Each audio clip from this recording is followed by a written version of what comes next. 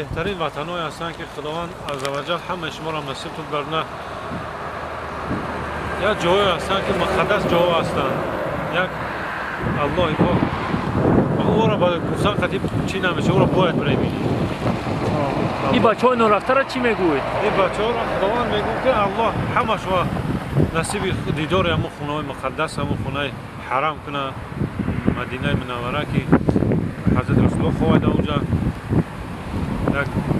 مرقد زنده رکعت نماز میخونه. حضرت رسول الله حدیث کرده که اگر کمی که تو 40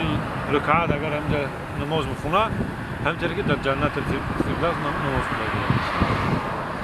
خداوند عزوجل شما را هدایت کنه، نصیب تو بگردونه، حرکت کنه. انشاءالله بهترین جا هستن. بهتر اونجا را میره، اون را بچه گه نمیشه. وقتی میره که او همونجا میدروی بعد اونجا آدم اگر ایمان ذره ایمان داشته باشه گفته همون محکم قاره چی کردی بود او اکاو جایی که وقتی گو همون مسجد الحرام که دیدی گفت که اونجا بفورن افراد آب دیدن میرن، لیکن اصلا همون خیلی خو یا جوی اصلا بهتر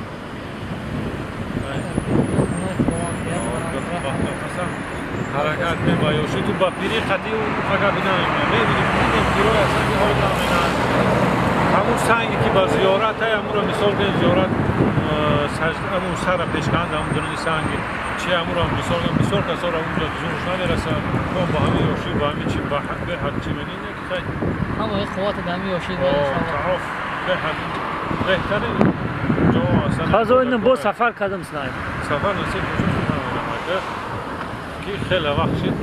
برام همه حاجی ها بسیار رو همه گشتگی سیر بلا کردیم یا موضوع چی خیلی روی سفید خداوند سوق سامد به وطن برای برسونت انشاءالله رحمان خداوند ما را نصیب همه خونه خداوند کنه نصیب بناز یک دقیقه مثلا خاطر اون را چیزی اون وقتی که میره بعد فوراً افراد اون وقتی که همون مکه مکرمه را که میبینی بعد آمودی در سر میره در درمهانی